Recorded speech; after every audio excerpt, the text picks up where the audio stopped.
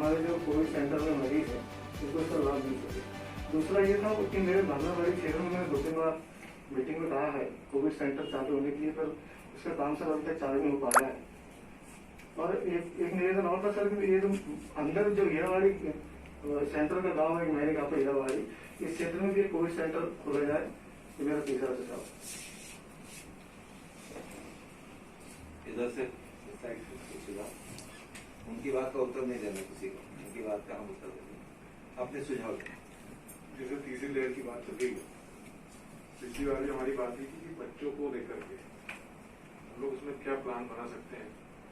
बीच में एक आपदा प्रबंधन समिति की मीटिंग हुई थी, उसमें आप नहीं थे, देखी हुई थी, तो उसमें भी हमने कलेक्टर साहब से कहे थे और आपसे भी ये सुझाव दे रहे हैं कि इसमें ज्यादा से ज्यादा जो बच्चों के प्राइवेट हॉस्पिटल हैं उनको साथ में लेकर के अभी से प्लानिंग करें, क्योंकि जो बच्चों के हॉस्पिटल होते हैं वहाँ बेड वगैरह होते नहीं है, ना ऑक्सीजन की सुविधा ना कुछ होती है। तो किस तरीके से उनको साथ में लेकर के हम लोग प्रयास करें कि वो अपनी सुविधाएं बढ़ाएं, साथ ही साथ जिला अस्पताल में और छोटी छोटी जगह में इसको लेकर के हम लोग क्या प्रयास कर सकते हैं। दूसरी आपसे चर्चा हुई थी कि ब्लैक फंगस के इंजेक्शन वगैरह के बारे में कुछ उपलब्ध करवा दें, जिससे यहाँ के लोगों को यही इलाज होना जाए। और जो छिंदवाड़े से चाहे भोपाल रिफर हो रहे हैं या जबलपुर रिफर हो रहे हैं, उनके लिए कोई अलग व्यवस्था बनाए कि वहाँ मरीज परेशान ना हो। क्या कुछ हुआ था बैठक में? आज हमारे छिंदवाड़ा के सुबह हमारे जब मैं रात के आ गया था, सुबह हमारे सेवा ही संगठन के जो हमारे जिलाध्यक्ष है बंटी साहू जी के नेतृत्व में सबको बिठाला था। दूसरी हमारी माननीय सीएम साहब की एक वीसीटी बहुत ही महत्वपूर्ण, कलेक्टर और एसपी हम लोग बैठे थे।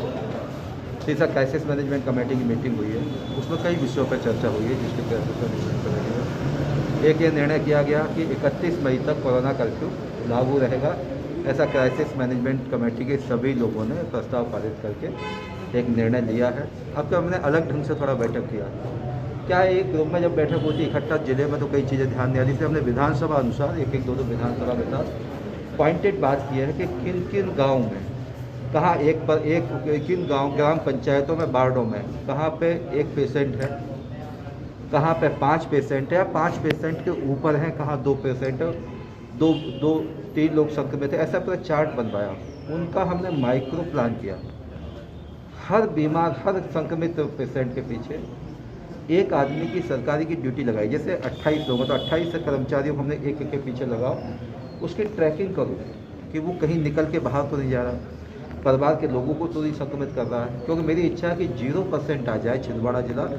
इसके लिए हमारे सभी क्राइसिस मैनेजमेंट कमेटी के लोग, हमारे सभी विधायक लोग, हमारे चुनाव लड़े हुए विधायक लोग, दोनों पार्टी के जिला अध्यक्ष, बाकी सब लोगों ने भी बहुत गंभीरता से इन सब विषयों में कई प्रकार के निर्णय किए।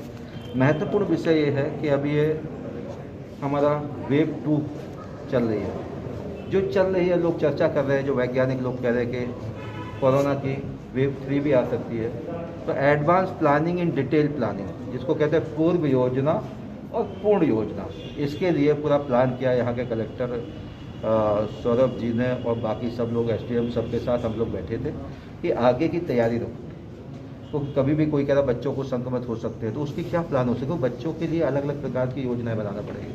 5 साल का बच्चा माँ के अलावा नहीं रह सकता, अकेला नहीं रह सकता, तो उसके लिए नर्सिंग स्टाफ की ट्रेनिंग कैसे हो सकती है, उसके लिए क्या क्या संसाधन मुहैया अभी से क्या हो सकते हैं, वेंटिलेटर का साइज के बच्चों के साइज का प्लान कर सकते हैं। तो ऐसे कई विषयों पे बहुत अच्छी, बहुत बेहतर चर्चा हुई। तो अभी हमारी मीटिंग खत्म हुई, सभी विधानसभा के लोगों को ब्लैक फंगस को लेकर भी चर्चा हुई। ब्लैक फंगस को लेकर चर्चा हुई है। अभी तो टोटल मिला के 3 पेशेंट हमको छिंदवाड़ा में ध्यान आए हैं। ब्लैक फंगस के लिए मध्य प्रदेश के मुख्यमंत्री शिवराज सिंह चौहान ने कहा, क्योंकि ब्लैक फंगस जो है ना, उसमें एक इंजेक्शन 5-1 हज़ार का आता है, 6 हज़ार का आता है, 2,500 से कम कोई इंजेक्शन नहीं आता। एक आदमी को पर डे 5 इंजेक्शन लगते हैं। पूरे टोटल उसको ठीक होने में 50, 60, 70 इंजेक्शन भी वेट के अनुसार लगते हैं। उसके लिए भी माननीय सीएम साहब ने इसको भी महामारी के रूप में घोषित किया है और सभी को निःशुल्क इलाज की व्यवस्था भी मध्य प्रदेश की सरकार, मुख्यमंत्री माननीय शिवराज सिंह चौहान करेंगे। तो अभी 3 पेशेंट आए, तो भोपाल, जबलपुर, ग्वालियर ऐसे सेंटर बनाए हैं। हमारे एक विधायक महोदय ने, हमारे साहू जी ने भी ये कहा था कि जरूरत पड़े तो छिंदवाड़ा मेडिकल कॉलेज को प्लान कर सकते हैं। तो देखेंगे अगर पेशेंट की बढ़ोतरी कुछ होती है तो यहाँ पे भी हम उसको योजना करेंगे। अमरावती में पिछले 36 घंटों में एक्सप्लोड हुआ है और ये बॉर्डर यहाँ से लगी हुई है। इस विषय पे भी चर्चा हुई। हमारे कलेक्टर ने बताया कि ऐसा ऐसा करके एक विषय आया अमरावती में, तो वहाँ पे अभी से प्लान करके कैसे वो बॉर्डर रोक सकता है। बॉर्डर सील करेंगे, इधर उधर का मूवमेंट बंद करेंगे, किसी प्रकार से इधर ना आ जाए, उसके लिए भी। तो उसके लिए आपको बैतूल और सिवनी जिले की बॉर्डर भी रोकनी पड़ेगी। हम उन कलेक्टरों को भी बात करेंगे, बैतूल सिवनी जो भी वहाँ के टचिंग बॉर्डर होंगे। अभी मैं जैसे ही आधे घंटे में यहाँ से जैसे फ्री हूँ मैं उन सबसे भी संवाद करूँगा। Thank you.